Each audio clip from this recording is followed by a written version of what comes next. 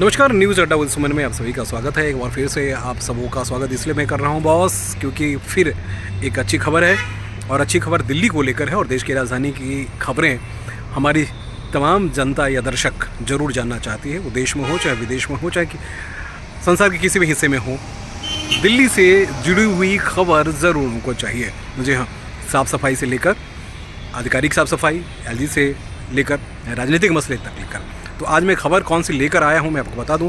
दिल्ली में अभी सबसे ज़्यादा चर्चा चल रही है, वो दिल्ली के चीफ सेक्रेटरी को लेकर चर्चा हो रही है। और चर्चा में अब अगला चीफ सेक्रेटरी कौन होंगे, इस मसले को लेकर अभी चर्चा हो रही है। जी हाँ, और इस वक्त मैं दिल्ली सचिवालय के बिल्कुल सामने ही खड़ा हूँ। मैं इसलिए मैं आपको अपडेट देना चाहता हूँ कि इस मसले को लेकर हर जगह दिल्ली सरकार के तमाम सारे विभागों में चर्चा हो रही है।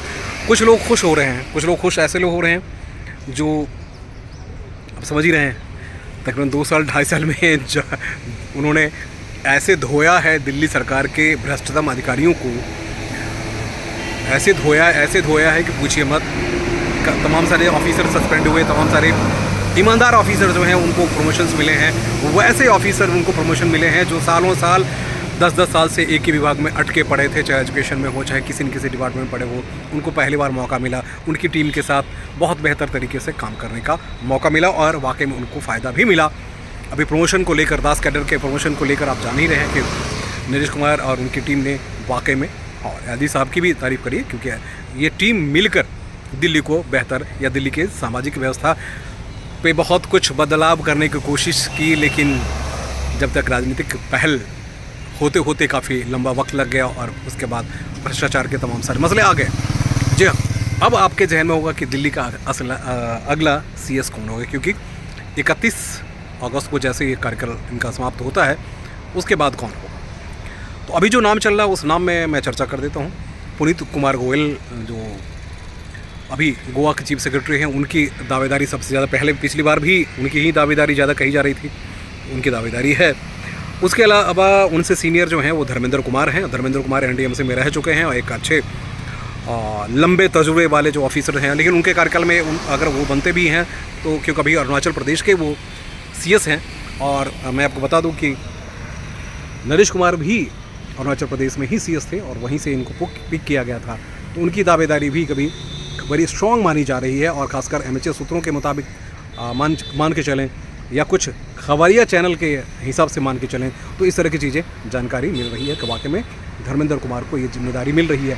अब देखिए, ये कह पाना बहुत मुश्किल है क्योंकि दिल्ली बीजेपी वालों के लिए इतना आसान अगर किसी ने बनाया तो इस टीम ने बनाई, एलजी साहब ने बनाई, नरेश कुमार जी ने बनाई। क्योंकि नरेश कुमार जब आए थे तब उन्होंने कहा था कि दिल्ली में बहुत कुछ बदलाव हो चुका है और वो आम आदमी पार्टी नहीं रही जो किसी आइडियोलॉजी के साथ यहाँ तक पहुँची थी। तो दोस्त, अब वो बात उन्होंने वहाँ उस वक्त कही थी, अब तो कहानी बदल चुकी है, वाकई में बहुत कुछ हो चुका है। तो मैं कहना और बताना सिर्फ यही चाह रहा हूँ कि आने वाले वक्त में दिल्ली के चीफ सेक्रेटरी नरेश कुमार रहेंगे, नहीं रहेंगे ये कह पाना मुश्किल है। लेकिन मेरे पास जो सूत्र हैं उसके मुताबिक एक बात साफ़ है कि अभी इस वक्त जो पीएमओ सूत्र हैं और जो एचएमओ सूत्र हैं उसके मुताबिक नरेश कुमार को हटाना खासकर इस व्यवस्था में बहुत मुश्किल है। हाँ, एक पेच जो आ रहा है वो पेच ये है कि इस वक्त एचएस जो बनाए गए हैं वो नरेश कुमार जी से जूनियर हैं। तो जो आम हलकों में खबर है वो खबर यही है कि ये कैसे रिपोर्ट करेंगे सीधे सीधे एचएस को जो इनसे जूनियर रहे हैं। देखिए दोस्त, बहुत सारी चीज़ें ऐसी होती है जिसमें कई बार बहुत सारी चीज़ें देखने को मिलती है। और ख़ासकर जब boss chief secretary Naresh Kumar ji रहे तो इनसे जो सीनियर भी थे वो भी यहाँ एसीएस ही थे या स्पेशल चीफ सेक्रेटरी थे, तो उन्होंने भी रिपोर्ट किया। तो इसलिए बहुत ऐसे कुछ टेक्निकल तो मुझे नहीं लगता है। तो फिर अगर ऐसा होता है तो नरेश कुमार फिर से 6 महीने तक के लिए इनको एक्सटेंशन मिल सकता है। जी हाँ, नरेश कुमार को 6 महीने के लिए फिर से एक्सटेंशन मिल सकता है। क्योंकि सूत्र बताते हैं विधानसभा का चुनाव भी है और अभी पिछले दिनों में काफ़ी जो कारनामे हो चुके, काफ़ी काम हो चुका है, काफ़ी चीज़ें ऐसी हुई है जिसको संभालना किसी भी नए सीएस की वश की बात नहीं होगी और नई टीम के वश की बात भी नहीं होगी। इसलिए दोस्त ये मान के चलिए कि अभी दिल्ली के लिए नरेश कुमार महफूज हैं और देखिए टेक्निकल तमाम सारी चीज़ें इस दौर में केंद्र सरकार की इस व्यवस्था में हम आप बहुत अच्छी तरह जानते हैं। सरकार जैसी चाहती है वैसा ही करती है, सरकार जैसा भी काम करना चाहती है वैसा ही करती है, इसलिए ये कह पाना बेहद मुश्किल है। देखिए ये मेरा स्पेकुलेशन है, मैं इसको इस तरीके से देख रहा हूँ। अब होता क्या है ये तो आने वाला वक्त बताएगा, लेकिन दिल्ली का अगला CS कौन, 3 नाम है, इनको ही एक्सटेंशन मिल सकता है। जो मेरे सूत्र हैं स्ट्रॉन्ग जो वाइस हैं उधर से, वो यही है कि जब तक अभी PM भी बाहर हैं और दिल्ली ऐसा मसला है जिस पे सिर्फ ये दिल्ली को बहुत छोटी दिल्ली मत समझिए, दिल्ली BJP के लिए बहुत ही महत्वपूर्ण है, विधानसभा भी बहुत महत्वपूर्ण है। कई सालों से दिल्ली से BJP गायब है विधानसभा में, तो इस वक्त BJP तो ज़रूर चाहेगी कि CS को कंटिन्यू किया जाए। अब देखना दिलचस्प होगा, अगर टेक्निकलिटी कुछ ऐसा नहीं होता है, केंद्र सरकार CS नरेश कुमार जी को लेकर सुप्रीम कोर्ट में जाती है और उसके बाद आप समझ रहे हैं कि क्या क्या हुआ है, तो इसलिए इतना आसान नहीं है नरेश कुमार जी को फ़िलहाल हटाना, यानी उनको उनकी विदाई।